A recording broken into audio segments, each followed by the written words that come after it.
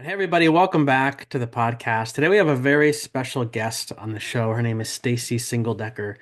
She is a longtime listener of the podcast. She's been a huge encouragement to me, and today she's here to tell us her story. So, Stacy, welcome to the podcast. I'm excited that you're here, and thank you for making time for me and for our listeners. Glenn, thank you so much. I'm so honored. Have a little bit of imposter syndrome because I think, I've listened to you for so long. I'm so grateful. Been deconstructed for about 3 years now, and your podcasts, others, but yours certainly, I have been a lifesaver. Mm, So I just want to really tell you that. You never know, right? Who's going to listen, who is listening, if you're making a difference. And I just want to say to you that you've made a huge difference in wow. my life Mm, and it's been a lifeline. mm. Um, I don't know how I found you, but I'm glad I did. And I love how you bring your story and how you're evolving and how you are so kind and so loving and so open to new ideas. And that's been just a huge, I want to say blessing. I don't really like that word anymore, but huge I know gift, what you mean. huge gift. Yeah, Thank you. Thank you. Yeah, and yeah, that's been a huge part of the podcast. I mean, it started out as just asking questions about deconstruction and wonder if there's a different way to think about hell, and I wonder if there's a different way to think about atonement. And then I was like, I wonder if those things I was told to lock in the closet, never go near. I wonder if those things are okay to explore. So we got in the tarot and I started to, talk yeah, to people from these different places. I'm like, wow, these people who I've been told are so bad have these fascinating stories. And although their conclusions might not be conclusions I would draw, I think it's really interesting to hear their perspective and just yeah. to ask them some questions and be like, wow, like now all of a sudden I've had this conversation with someone who identifies as a witch. And now all of a sudden, witches don't seem very scary to me because she seems like she could be my grandma. She's really, really Yeah, nice, you know? And it's like all of a yeah, sudden, I've learned so much. I feel so much closer to people. And I feel like it's just how could that be a bad thing? So 100%, thank you. Thank you. 100%. I appreciate that. So you Yeah. messaged me a while back, I think it was in August over the summer Oh, on Instagram, and you said that you were going out on a limb and asking to come onto the show to talk about your story. And I think that's so great because I've had a few people come on the show who have just wanted to share their story, and I feel like those conversations are always the best. And so I've got no agenda today. Lots of times a guest will write a book and I'll read it and come up with a bunch of questions to ask them. But for you, your life is your book. And so I just wanted to kind of sit oh, here with my coffee. I poured a fresh cup of coffee, slide the mic over to you and just ask you to tell us about your journey. Like, who is Stacy? How are you raised regarding God and faith? Where did that take you in your life? Where are you at now? What brought you from there to here? Take it away, and I will follow your lead. okay. Well, thanks, Glenn. Yeah, Yeah. Like I said, I haven't written a book. I don't have a bunch of letters behind my name. I am a nurse. I'm not working as a nurse, but um so I am just going to share my story in the hopes yeah. that maybe someone out there doesn't feel so alone. I'm 63, so in fact, I'm going to go walking with a friend who's 70, and she's also deconstructed. Hmm. So older people deconstruct. I haven't been deconstructed from my evangelical faith for very long. Um, it's been about 3 years, my husband too. So I live in Oregon, love Oregon. And I married for almost 39 years to Dave, and we have certainly been on a journey together. I'm And I know, sure. yeah, I'll talk more about that, but he's my soulmate and my Mm, love, and I'm so grateful. We're so grateful for each other.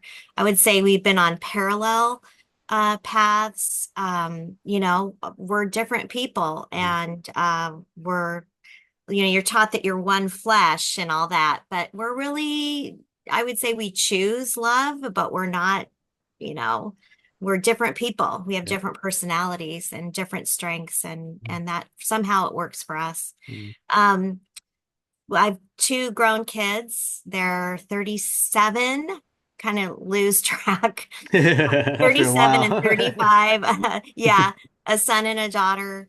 And I love them so much. Mm, They've been so helpful for me in helping me to deconstruct.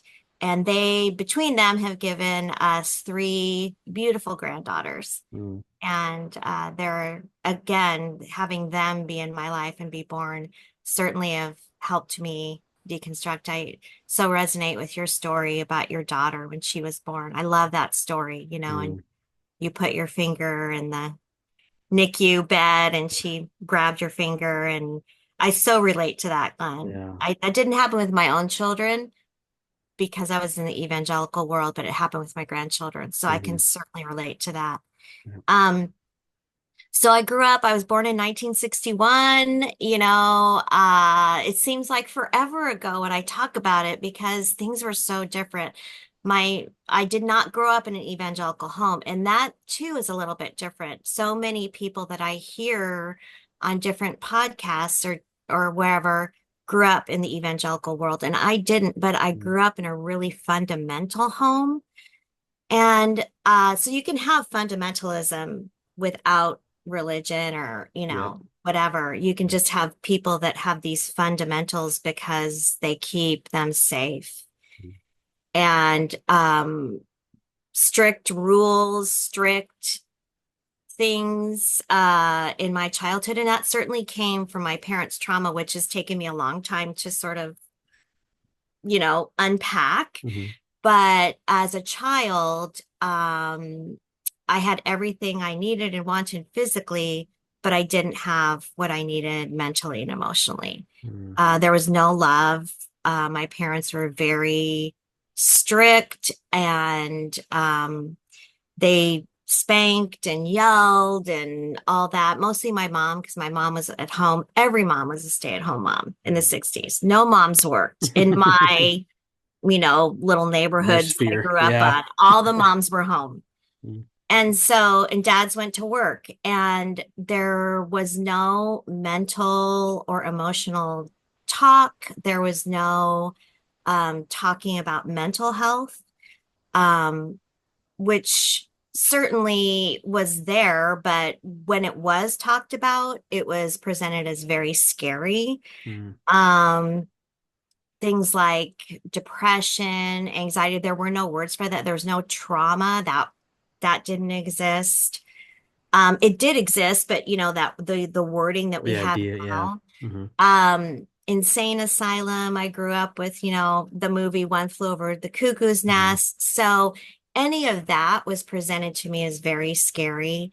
My mom has a lot of fear. She had some big traumas. Both my parents had big traumas happen in their childhood.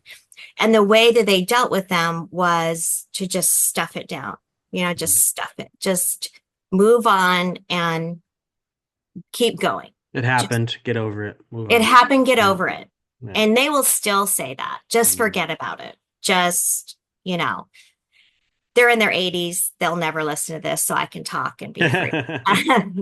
um, and they still, they're still very much in that world because in their world, it was if you looked good, if you act good, if you present good, then you are good. Mm. And if you don't do these things, then your life will be okay. So I always say I was born anxious. I was born with a hyper nervous system, and I have two brothers. I was in the middle, and my mom was not a kind mom at all. I mean, Mm. she was very much like she still says, a mom is the general of her family. She is the commander. And yeah, I want to say, yeah, no, your kids aren't soldiers. That's not what kids are. Yeah.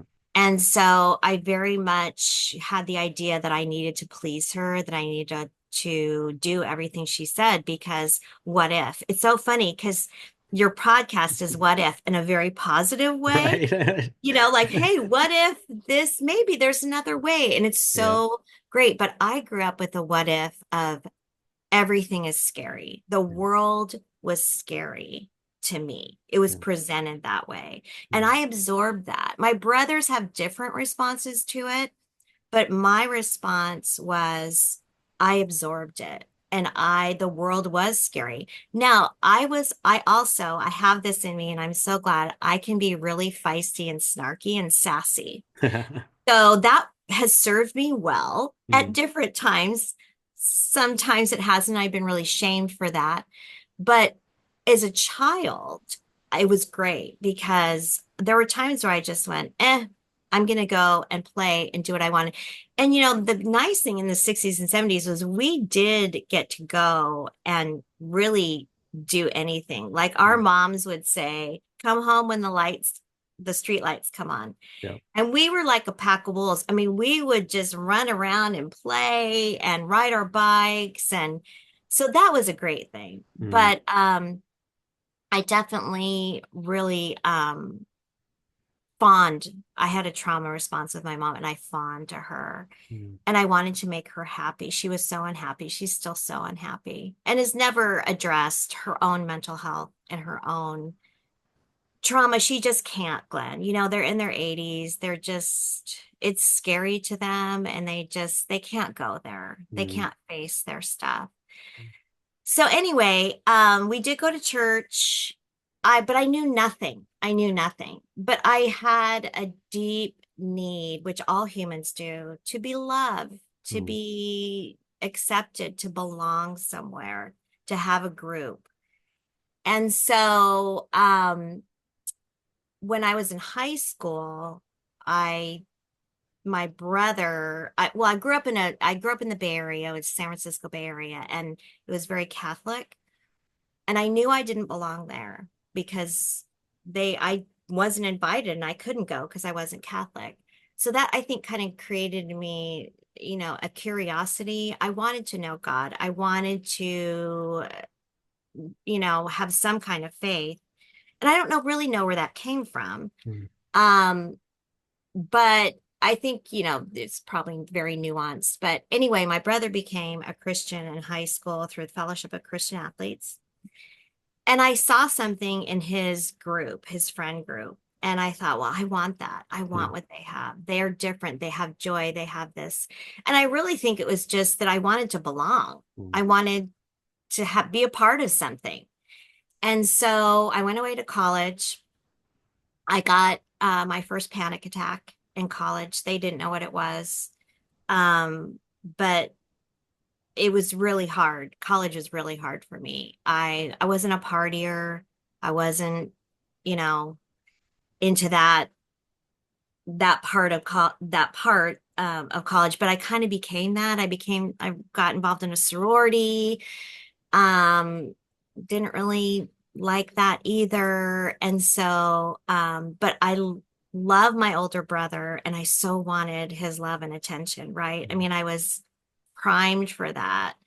Had tons of boyfriends in high school, loved being loved. I mm, just would kind of go from one boyfriend to the next because it was great. It was like, wow, these people love me mm, and they're telling me I love you. And my parents never said I love you growing mm, up. So again, I was just primed for love, for acceptance.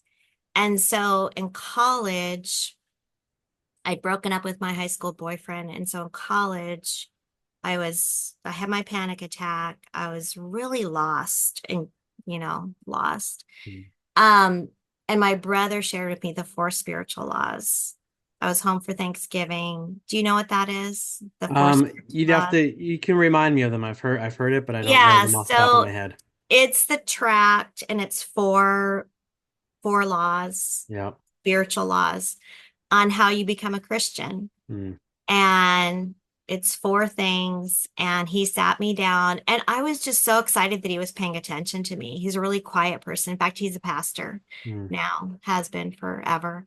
And so I thought, oh, he's paying attention. This is great. I will do whatever he wants. mm, And so I prayed the prayer. And Glenn, I had no idea what I was doing. yeah.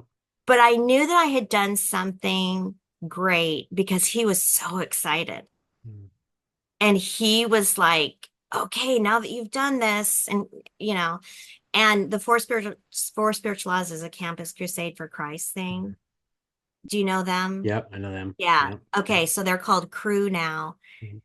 And so I was getting attention from him, right? And so I immediately went to, okay, what do I need to do to keep getting this Yeah, what's the attention? next thing I gotta do? Yeah. What's the next thing? Yeah. Yeah, right. Yep. And so, and this is all hindsight. At the Hmm. time, I did feel something, right? I felt what we called born again. Hmm. And I was told that and taught that. So I thought, okay, what do? I need to become really involved in Campus Crusade for Christ. So I did in the school. He went to UCLA. I was at Sacramento State. And I did. I got really involved. And, you know, for me, and my husband and I just talked about this because he became a Christian when he was 19 too. We didn't know each other. He was in the Air Force. And we just had the greatest talk about this because it's like they provided a sense of safety and morality and kindness and Hmm. love. And I say love in quotes, and it was kind of nice for a while. Neither of us had grown up in loving homes. So to have these people that kind of looked good and they had fun, but it wasn't like drinking, partying, and it was just kind of a nice place to land, Yeah. you know, Yeah. as a 19-year-old. Mm. And um, so I say it was about 2 weeks where it was like, you're loved, God loves you. Here's a Bible. Never had opened a Bible. And my husband said this too. It's like we knew nothing, Glenn. Mm. I'd Like never a opened blank a Bible. slate. Blank slate. And I would say we were fresh meat, right? Yeah. They had reeled us in and You're we the were dream ready for somebody who is a pastor. to dream, right? Yep. It's like, wow, they did all the things and they're excited and they're Yeah. just right. Mm. It's like a sales thing. It's like we Yep. Yep. got one, write it down, you know. Um, and so, people would meet with us, and oh, we were just talking about this too. People would meet with us, and we thought, man, they really like us. Mm. They're get they're getting together with us, calling us, inviting us to things. Yep. It's like, wow, they must really like me. Yep.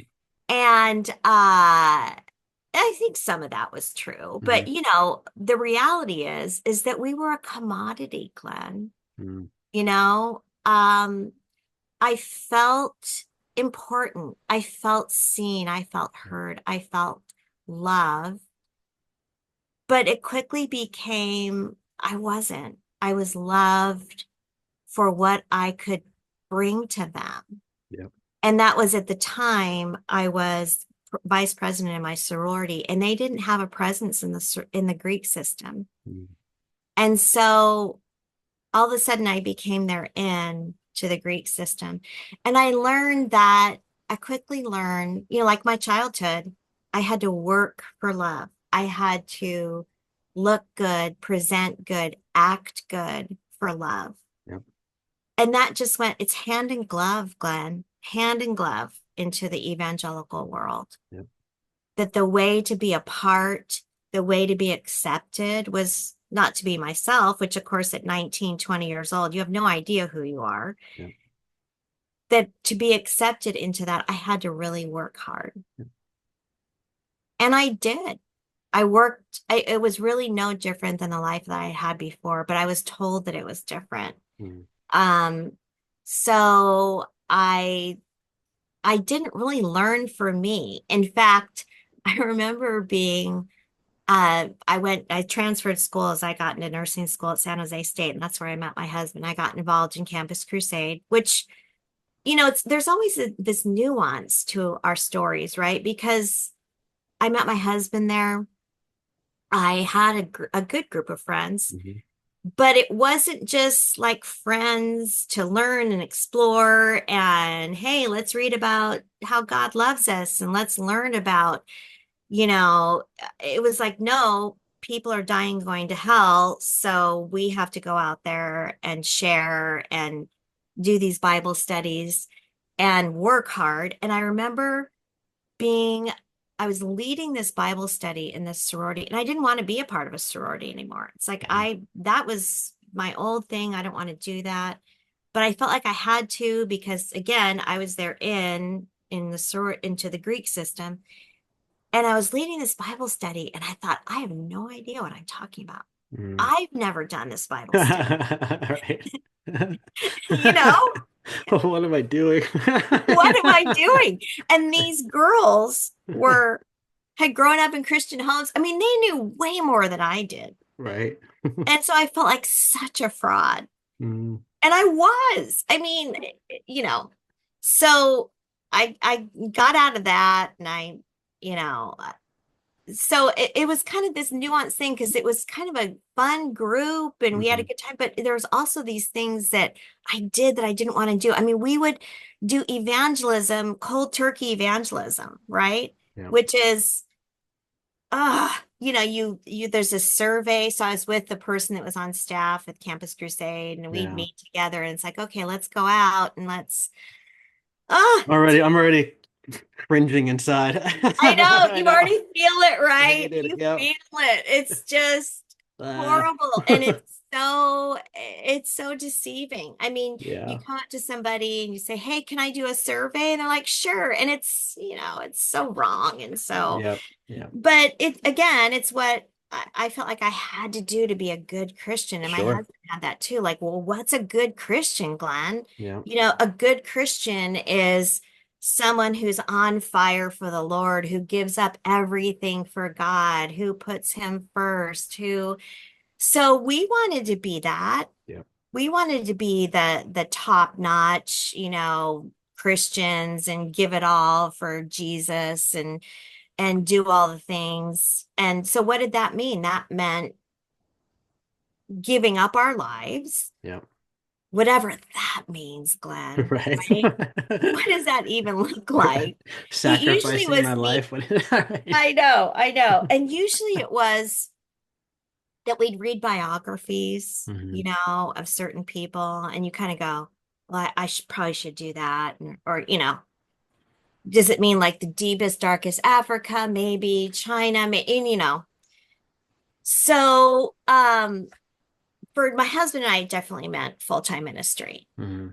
But I remember distinctly, I was at this conference. I was in nursing school, and this young man said to me, and I respected him, and he said, "Why are you in nursing school when people are dying and going to hell? You need to Hmm. be out there sharing Christ with them." And Glenn, that stuck. That that got in Yep. my brain, Yep. and it was shaming, it was demeaning, and you know that you say that to someone, and they either go or they take it in. And I took it in. And I thought, well, my life as a nurse, like nursing, God, Right. talk about, helping people. But Right. it was What other never place is better to do the work of? Right. right, Yeah. helping people. But it Yeah. wasn't enough because people Right. are dying and going to hell. Yeah. And that was the whole reason for everything, Glenn, Mm, was that yeah. people are dying and going to hell. Yeah. So what do I mean? Nothing, because I'm not going to hell because I've prayed the prayer, right? Yeah. Sealed the deal. Sealed the deal, but did I feel like I'd sealed the deal? No, no. So my husband and I were on staff. We went on staff with the Navigators, which is another Christian Yeah. organization, right? Hmm. And my son, when we had my son, he was born with a condition called craniosynostosis, which is basically his skull was malformed and he needed to have surgery. Mm, And it was so, so traumatic and so hard. And I was kind of dying inside. I had so much fear and so much anxiety. But you're not supposed to have fear and anxiety or worry. trust in the Lord with all your heart. Right. Trust and lean not on your own understanding. All your ways acknowledge him. Those Yep. paths will be straight, That's Glenn. right. That's right. And I know every verse about anxiety. I Yeah. have them all memorized. Yeah. Be anxious for nothing, Hmm. and the peace of God, which surpasses, right? Yep. So I thought I was doing that, and I wasn't getting the result. So what did that mean? It meant that I was doing something wrong, Mm. right? Yeah. So it must be me because I was doing all the things and it wasn't working. And I had no place to go or to talk about it. Mm. Um, I could talk about it with my husband, but we were still so heavily enmeshed in the evangelical world, and we were leaders. So Mm. we couldn't have problems, we couldn't have struggles. Mm. We had to have the answers to the problems and the struggle, Right. right? Yeah. So I, again, like my childhood, I stuffed it. Mm. So it went down. And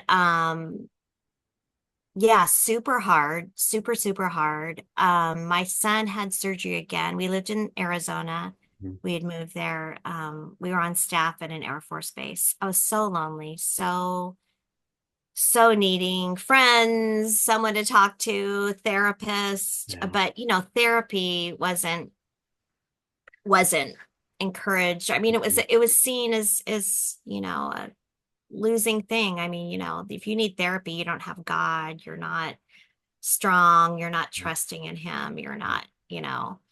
So I got involved in community Bible study, Mm. and because I needed something for me and my kids to do.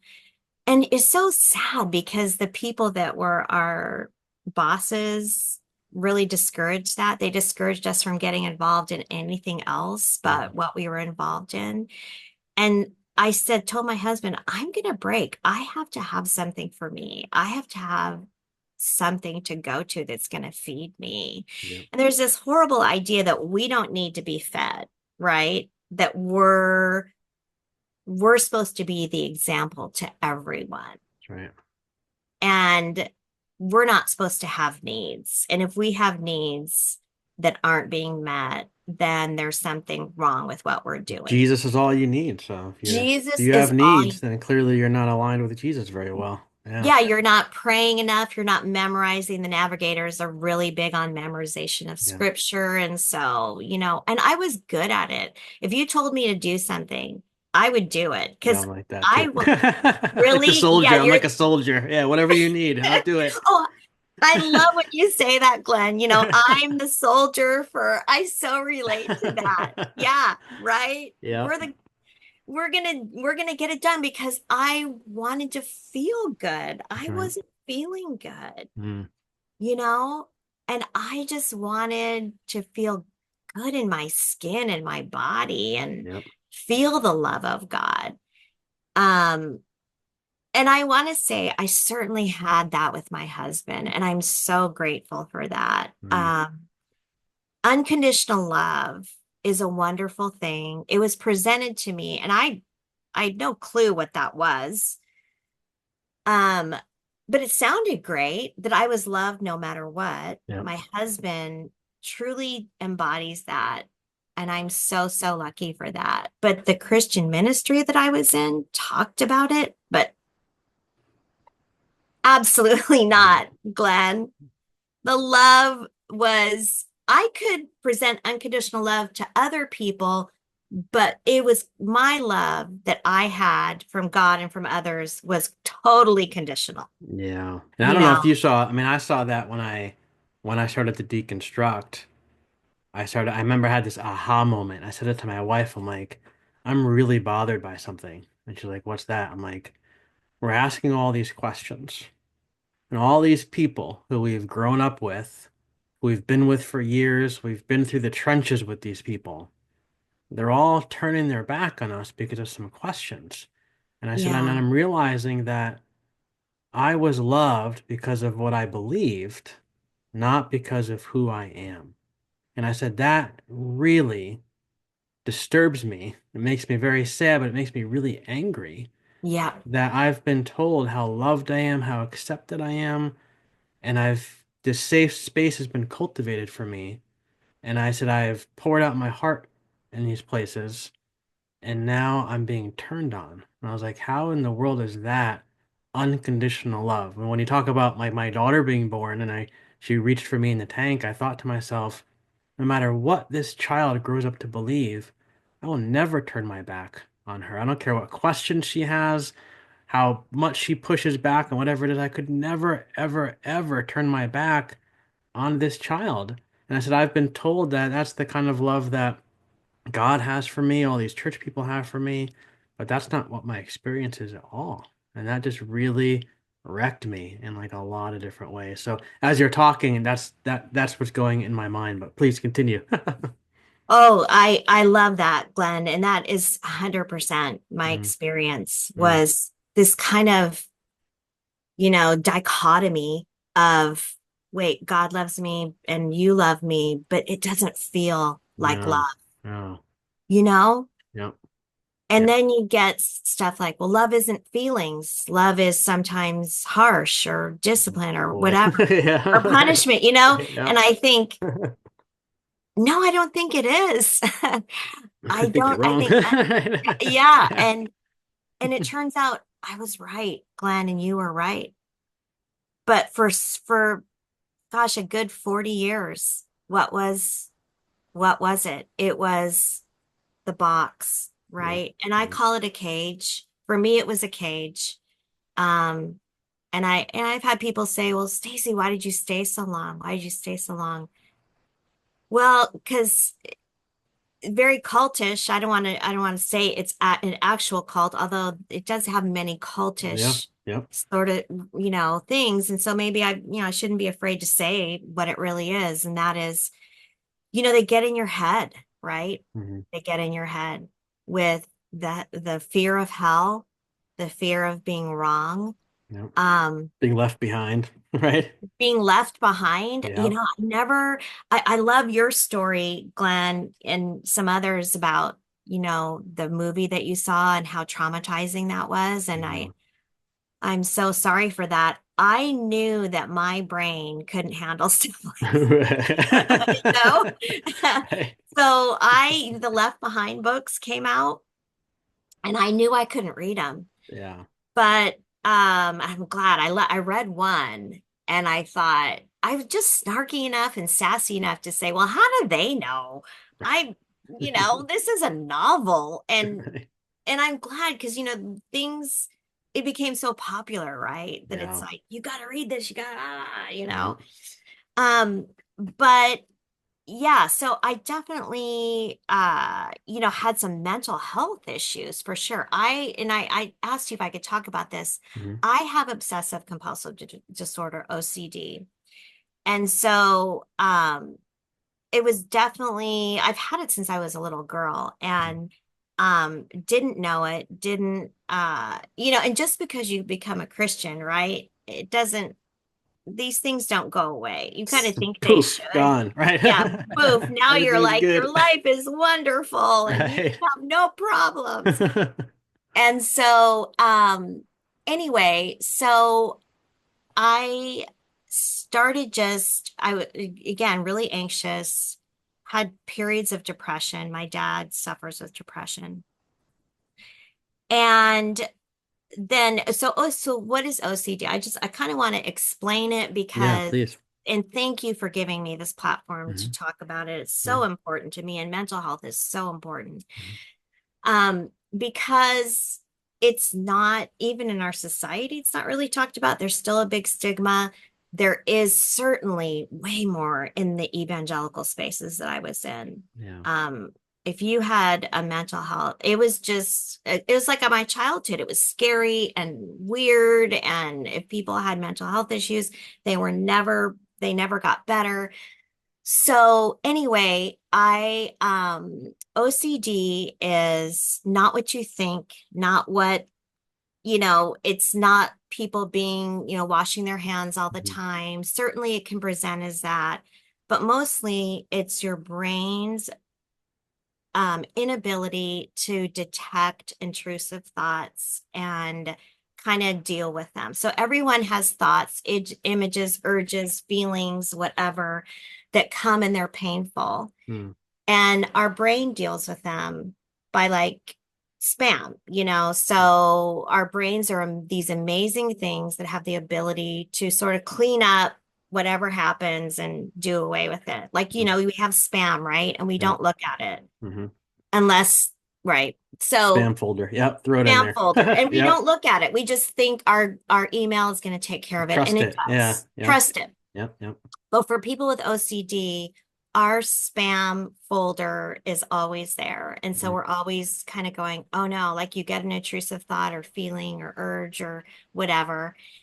And then you go, oh my gosh, our brains have don't have the ability to sort of just let it be in the spam folder. mm, We bring it up and go, oh my gosh, that was horrible. Why did I think that? Why do my, whatever. And usually there's like a whoosh of anxiety and a trigger response. mm, And then you go, oh no, what if? What if this thought means something? What if this feeling means something? There's like a feeling of doom and despair. mm. And You're it's just hard. spiraling. Yeah. You Yeah. spiral. And Mm, for me, it can lead to a huge depression. I didn't know what it was. You know, we didn't have the internet in the 90s and when this was happening to me. So, and to talk about it, I mean, I 100% Glenn thought I have a demon. mm. You know, Yep. there's something wrong with me. I'm Yep. sinful. I have a demon. You know, people don't talk about their thoughts. That's right. And so, especially in the Christian world, right? It's Mm, like you don't talk. You just talk about how God will take care of things through prayer, through reading, through, Bible study, through being in church all the time. yep. And so again, I stuffed it. I'm Mm, not going to talk to anyone about these horribly intrusive thoughts and weird things I get in my mind. And so what happens is that you just stuff it, and then there's kind of these waves, and it'll go away. And I got really busy, and I was really good about being busy, and I thought, well, if I just kind of do all the right things and be a good person, I really wanted to be a good person because maybe that's what it is, and these thoughts will go away. And it doesn't work like that. So I just I just was like this, right, for so long. And I went to therapy. The thing with OCD is just regular talk therapy doesn't work. mm, So that was okay because at least I got to talk to somebody, mhm. But it's so sad, Glenn, because I really felt like kind of a failure and a weirdo as a Mm, Christian for going to a therapist. mm, I didn't talk to anyone about it. It was embarrassing, which I'm sad to say, but it's what it was at the time. mm, Um, and then I was a top leader in community Bible study mm. because that's what I did, Glenn. That's what I was good at. And I was in this very tight group. Turns out it was a very dysfunctional, toxic group. Mm, And the leader is and very toxic, was my friend. And I left. I was asked to actually do this even higher job in the hierarchy of things. And I left. And she turned on me. mm, Um, because now I know of her own stuff, but she turned on me, and she was supposed to be this really good friend. And she was mad that I left. And even though it was leaving for a good thing, and that was like you were saying earlier with, your wife, I thought these people were supposed to love me yeah. and be on my side Mm, and be my cheerleaders. mm, And it turns out that wasn't true. And I did this job and it was really hard. In fact, there was a woman who was another leader, another teacher that was abusive. mm, And I had people coming to me saying, God, please help us. She's abusing us. mm, And I worked hard to get her out of that position. It was really hard.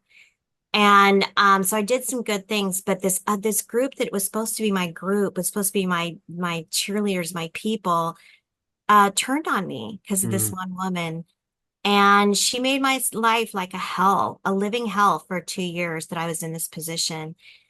And that was the beginning of the end for me. And so as hard as that was, like I quote Esther, she said it was a terrible, it was a terrible gift. And it was a terrible gift that happened because as hard as it was, as mm, traumatic as that was, it helped to sort of unfurl what I'd really known all along. And that is, it's not unconditional love and mm, acceptance.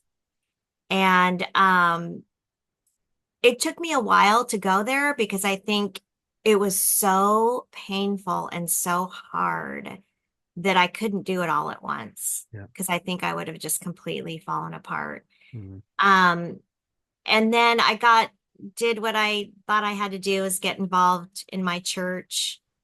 And that wasn't good either because again, it was the same thing. yeah. Um, you're accepted because of what you do and who you are, and get really involved. And that's how you get to know people. And was involved in a small group. And I just remember thinking, this is a bunch of bullshit, Right. I can't believe what these So what people an are. awakening it is when you come to that realization. Oh, it's such an, and I felt like it didn't feel good because I thought, oh, am I just, but it was the real me, Yeah. it's the Your authentic real, self was speaking up, saying, this isn't right. Yeah. it's not right. And, Yeah. Trump being elected, uh, um, and sad to say, I voted for him because I was in right wing Yeah. evangelical Christian. And Yeah. and then I saw, and then COVID, and, had my first grandchild, and it was messy and hard and wonky. But I thought, I can't do this anymore. Yeah. I cannot, I can't. And I had to leave these two friendships because the way I was treated like you said, when I asked questions, I remember I talked to this pastor's wife. She had befriended me and was really actually not my friend. She was actually controlling me. Mm. And I said, I'm really struggling. I'm really Mm. struggling. And she said, I don't know you anymore. You confused me. I don't like you. Yeah. And I thought, I'm done, Glenn. Mm. I'm done. Yeah. I'm done. The idea of hell, I remember she and her husband, we were in this group, and she and her husband said, I will never forget this. The worst hell on earth that most people will experience is going to be way better for them than the real hell that they will experience when they die. Mm. And there were a few other things that were said to me, you know, and I told my husband, I'm out, I'm out. Pull the out. chute. I'm out. And Right. it was like, and it wasn't nice. I remember I was screaming at him, Yeah. like, I'm done. Are you with me? Yeah. And, he's like, whoa, honey. Oh, Pump the brakes. I know. Whoa. But, Glenn, it all started sort of coming out, Yeah. Yeah. Yeah. all the things I had stuffed. Yeah. And, yeah, it was hard. It was hard, but so worth it. Mm. Wow. Mm. Wow. So worth it. Wow. What a story. And yeah. And I'm Wow. got help from my OCD, my specific help that, I was told never, don't ever go to a Chris or a non-Christian Oh therapist, man. Yeah, right? they're gonna get in your head. They're of the devil. Yeah. It's all so Yeah. wrong. And Wow. so, Yeah, your talk about mental health is a big thing. I mean, I've only come to this realization in the last couple of years, but when my father passed away in 2023, he had cancer, and I realized on the way home, I was like, man, in the past, the way I've dealt with grief, I just stuff it away, because in the ministry, that's what you're trained to do in a sense, because like you said earlier, you're expected to have it all together and you have all the answers. And so, when I was a pastor, I can remember doing, I think I did 17 funerals in 2 years because the church was such an older congregation and so many people Mm. who we lost who I'd become close with, but you learn to Oh. stuff away your feelings because I'm the only pastor. I got to preach a funeral. One time we had two funerals in 1 week, Mm. vacation Bible school, the vacation Bible school ceremony on Sunday, with Sunday school, Bible study, all these things. I had to do it Mm. all. And so there's no time to cry. There's no time. You got to just press the emotions down and move on. And I was driving home from the hospital after my father passed away. My mom and I held his hand as he took his last breath. I Mm. remember sitting at the stoplight and I was like, man, like I haven't cried in 10 years, like not even shed a tear. Yeah, I mean, maybe a tear, but like quick wipe it away and like move on. And I was like, I don't know Yeah. how to access these feelings. I said, but what I typically do is I do more work, because that's what you do. Like you got sermons to write, you got things to do, you got your meetings to have. And so like inside, I was like, I got to go home and prepare more podcasts and do more things. Like that's just like what my mind was doing. And that authentic voice inside said, no, no, no, no, no. No. We got to figure out how to get to these emotions and just let them out. And so I turned everything off, for the longest time and just sat and just kind of sat with the feelings so they finally did come up, and embrace them. But, yeah, I realize what an unhealthy thing that is in the church that really does exist because you're not taught as a pastor what to do with your grief. And you're Yeah. taught that, like, if you're feeling that grief and it's debilitating to you, it's taking you out for, you know, all right, you need a week in the church. Okay, they're going to give you a Mm. week. We'll get somebody in, but a month or 2 months, like, something's wrong with you. Like you're supposed to be the guy that's got all the answers. And like that's just such an unhealthy way to be. And I just realized how groomed I was, for lack of a better word, to respond in that way. And I just realized that something's got to change. So when you're talking about mental health, that's just something that was really ringing in my mind was that whole experience of just coming to that realization that, you know, the church needs to do better with those things. We really do. Yeah, totally. And I thank you. It's so I feel like I have a lack of emotional maturity. I'm certainly making up for lost time, I feel like, but there's a huge stunting, I think, that happens Yep. in the church. Like you say, stuff. I Yep. was taught that too, stuff everything, and you're not maturing Mm-mm. emotionally. And there is no taught teaching or Yep. thought of that in the Yep. church. It's how do you deal with these really harsh emotions? You go to the Bible, Yep. right? Yep. And you say grieve. We don't, there's that verse, but we don't grieve like the non-believers do, right? We That's right. grieve with hope. Yep. That to me, that meant you don't grieve. That's right. And then what does grieving look like? Yeah. Where's the example of grieving? Jesus wept. Well, so then when you have these, you're grieving and that can be scary, Yeah. right? Yeah. Yep. Yeah. Because I remember I said to my wife, I'm like, well, I said, I feel like this is what I've always done. I said, but then I'm afraid, just like when I was a pastor, I was like, well, if I let this emotion out and it takes me out for a week, 2 weeks, 3 weeks, I'm gonna lose my job, because I need somebody to stand in the pulpit, preach every week. And if I can't get it together, it's not gonna be me. Like, what are we gonna do? And I felt that same tug with like the podcast. I said to her, I'm like, if I shut down the podcast for a week, 2 weeks, 3 weeks, a month, 2 months, people are going to leave, and they're going to turn their back on me, and that was the fear Mhm. that was there. And I remember my Yeah. wife said to me, she's like, if people turn their back on you because you're grieving, Mm. they were never with you to begin with. And Ooh. I was like, man, that's that's wise. That's why I married you. Yeah. Like there was so much wisdom there. And then she said, and the same is true for the church.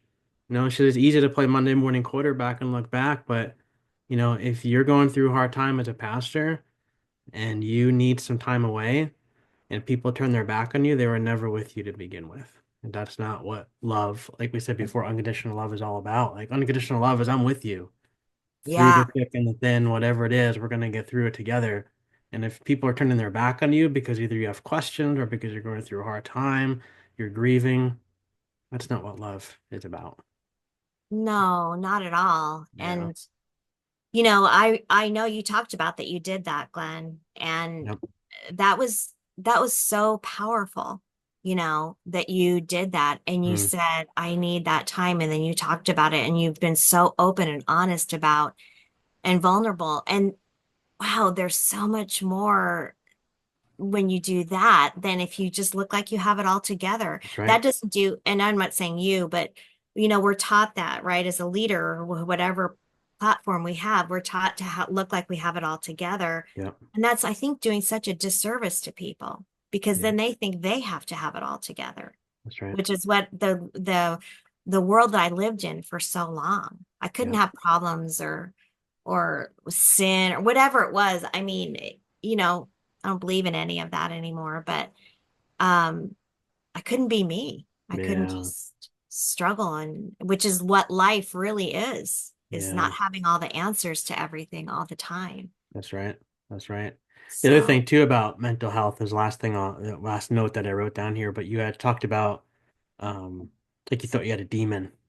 And yeah. I feel like for me, the Bible college and seminary I went to, we had classes on like power encounter and divine Yep. healing where we were literally casting demons out of people, doing all this stuff. And Yeah. I always had this thing. I've talked about it before. You might even have heard me talk about it. But I've had always had this thing where I've struggled with like my how I see myself, my self-esteem, always feeling like I'm never good enough, all the different things. And now I know where those things, have an idea of where those things come from.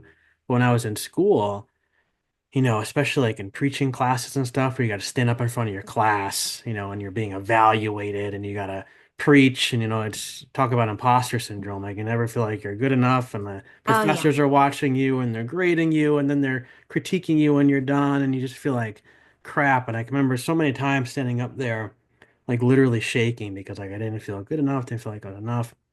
And I had people tell me, well, this is a demon that's in your life, and we got to get rid of that thing. So, all right, what do we got to do? I'm game. I'm the soldier. Do whatever, cover me in oil, Yeah. whatever you got to do. Yeah, And so you there's, didn't like this feeling. So hey, yeah, if I you've get got rid. the If you have, formula, yeah, if you yeah, got the answer, I'm all about it. yeah, So I went yeah. through so many, deliverance sessions where people were surrounding me, praying for me, sometimes quiet, Mm, sometimes yelling, come out in the name of Jesus, and mm, putting the oil on my head and all this stuff. And mm, for, I don't know, weeks, 2, 3 weeks, things would be mm. better. And I'd feel pretty good, but then all of a sudden it would creep back in again. And it was, well, you're not praying enough. Not reading. Oh, great. So now I feel even worse about myself because now I've let the demons back in, I because again, know. it's all my fault, And Yeah. so I've always struggled with this. And I had my friend Alexander Shaya on the podcast, and he said to me off the recording, he said, he said, it's not a demon. He said, I'm just going to tell you that right now. He said, but what, he said, what if it, instead of a demon, what if that voice inside is just your inner child, like a younger version of yourself who is parroting back to you things he heard growing up? Tell me about when you were younger. Tell me about your stuff with your biological father, things like that. And he's like, that's where that voice is coming from. So he said, if Jordan, he said, your daughter came to you and said, Daddy, I'm not good enough. I'm horrible. I'm stupid. I'm dumb. What would you do? I'm like, tell her she's not. So I would put her on my knee and I would talk to her. He's like, do that with your inner child. He said, Mm, people have been trying to cast that thing away from you for all these years. He goes, that child was cast away when he was younger, is mm, doing to him the same thing over and over and over again. And so anyway, it's been a process of getting to know that inner child, which is a lot of reason why I do the art and all the different things like that. But I feel like that has been so healing for me. But in the church, that was just not a thing. It was like, get rid of this thing, cast it out, shut it down, lock it up, and move on with your life because you've got work to do for the Lord. People are going to hell. People are yeah. going to be burning. You got to get it Get together. get with it. You don't have Yeah. time to go through all this stuff. And so going back again to that topic of mental health, it's so important. I feel like people who come out of that evangelical world, whether they were brought up in it or spend time in it as an adult, it's very hard to step out of that when that's all you know. But I think to your point, to your story, is it's okay to get help, and it's okay that the help doesn't come from the Bible and the help doesn't come from more prayer or going to church more, doing whatever it is that you're told to do. There's other places to get help, and it's okay to seek that help. Absolutely. Absolutely. Yeah. And yeah, and thank you. And I love inner child stuff. Mm. And I was thinking about like those verses that say the old is gone, the new has come. In Yeah. fact, my husband and I were just talking about that. We literally thought, as we became Christians at 19, that was my life nothing. So Yeah. that inner child stuff, it's like, well, that doesn't mean anything because now you're the old is gone, the new has come, Yeah. right? Yeah. I've Yeah. been crucified with Christ. It's not I who live, Christ. Yeah. So I, that inner child, Stacy, Glenn, doesn't matter. It's all about Christ, That's right. so why would you pay? And that's actually really damaging. And then like you say to the point of mental health, there are mental health issues, just like physical issues. That's right. We have physical health and we have mental health, Yeah. right? Yeah. And they're both equally important and need help. You That's go to right. the doctor, you would never, it's so ridiculous, but most Christians would never think of not going to the doctor. But for mental health, it's a whole other thing. That's right. And the thing with demons, I totally did that. I did Neil Anderson's Yeah. Oh, 12 yeah. Steps. Do you Yeah. remember him? I got the books behind me on there You somewhere. do? Yeah. Oh, Freedom in Christ and oh, yeah. Bondage I went through, Breaker. Yeah. Come on. yes. I didn't even know he was still around. Yeah. Um, yeah, I've Yeah. thrown all that stuff away, but oh, Glenn, I just obsessively really went through, Yeah. the sin inventory, Glenn. Yep. Yep. Got to be something I did in my past that yeah, talk about Yeah. again, another thing that, just leads to obsessions and That's right. yeah. Yeah. So, Yeah, I kept all the books. I have them all. There's other places near that have books, but I keep them as part of my journey. I feel like they've been with me, and I feel like they all mark a different season in my life. And I had somebody once that said to me, "You only read things that, you agree with," and blah blah blah. I'm like, "Listen, bro, get on my level." I took a picture of my John MacArthur book, my Joyce Meyer Bible, my T.D. Jakes Bible, my Neil Anderson. I've been through it all, man, all the way up to Rob Bell. So yeah, I've read all this stuff. I know it's so funny. Rob Bell being like, right? Whoa. Oh, so funny. I, yeah. Yeah. Yeah, so That's good. great. I had to throw it all away, Glenn. Yeah, that's fine. Yeah, Yeah. I've always loved books, and learning's always been my thing. And I just feel like when I look at a book, I might never open it again, but it reminds me of where I came from and Yeah, I love that. why I do the work I do. So Oh, I love that. And I'm yeah, so, so, so appreciative. I mean, it's a huge, huge thing, yep, yep. to put yourself out there like you do and to be honest Mm. and to, get the feedback. Sometimes it's not always great. Not all Um, unicorns and roses. it's yeah, and I have no idea because I haven't done it, Yeah, and I think I'm at a place now where I'm allowing myself because I feel like I've just been striving my whole life to be something. I don't even know what to be the perfect Christian, the perfect whatever. yeah, And now I'm just allowing myself to sort of not have that and yeah, just to yeah. be. Just to be. Yeah. Yeah. Just to What if we could just be? just be. And it Yeah. sounds scary and it sounds like slightly irresponsible to my brain.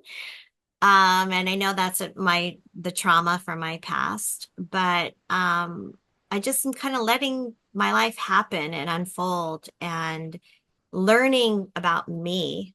Yeah. What do I really want? Not what other people are telling me what to do or how to act or where to go or but just letting me unfold and who do I want to be? I Yeah. get to choose. I don't. have to have it chosen for me. I get to choose and decide who I want to be. That's right. That's right. And I want to be kind and loving and accepting.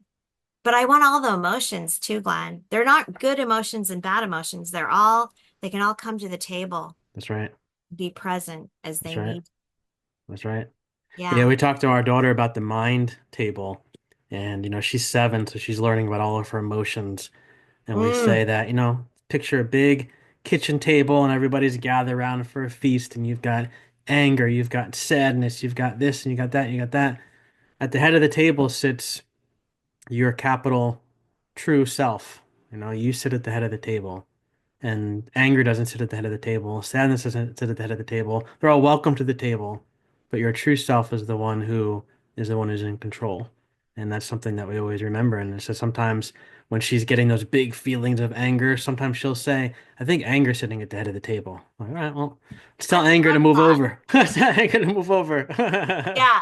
Yeah. Yeah, but it's so true. Everything is welcome, and I think that's we were taught for so long that, we got to cast those things away and push those things away, and Yeah. only certain things are welcome, but everything is welcome. Everything Everything is just is. welcome. That's And it. there's sometimes a reason for it and sometimes not. And but so did you make that up or is that a thing, the mind table? I think my wife saw it on some like therapist Instagram account that was Okay. talking about it, and we kind of modified it a little bit to kind of fit our situation. But Yeah. yeah, we had come up. I forget where it was, but it was some child therapist Instagram account. Yeah. I love my Instagram therapy. Um, Yeah. it's Me so too. good. I bet so many good things on there. Me too. It's like, oh, this is great. Yeah. Yeah, I love that. And now this new generation, like with the Inside Out movies and just, Yes. Yeah. it's so good, right? And I feel like in some ways I'm healing myself. Oh yeah. Yeah. Oh, do you feel like that with your Oh, we watched Inside Out 2 in the theater, and I sat there like weeping I when haven't I know seen it, but and, oh yeah. man, there's this one part where like anxiety is like the new character, and he's Mm, having an anxiety attack, and all yeah. the other emotions are standing there, and I was just weeping. It just captured the feeling like so well, and then the other emotions coming around anxiety and helping her calm down and not throwing her out like she was some evil, demonized emotion, but letting her be there and just coming to her aid was just like such a powerful moment. My daughter's looking at me, I'm like, oh my God.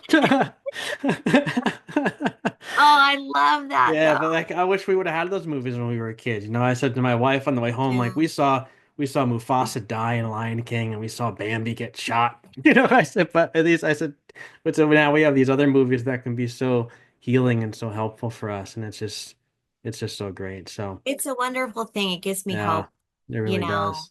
for Yeah, our future. And there's so much more to talk about that, like your original it sin, is. all that Yeah, stuff. But certainly this new generation, these new generations, I have a lot of hope yep, me too.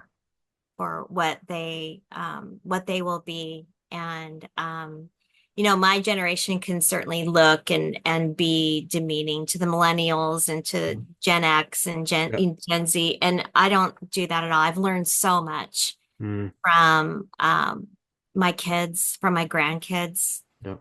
And I just want to continue to be open and curious and learning and, Yeah, because they can teach us so much. that's right. That's right. I Yep. mean, my grandkids, and my kids, we're learning together. Yep. That's right. And it's messy sometimes, Glenn, too. It's messy, Yep.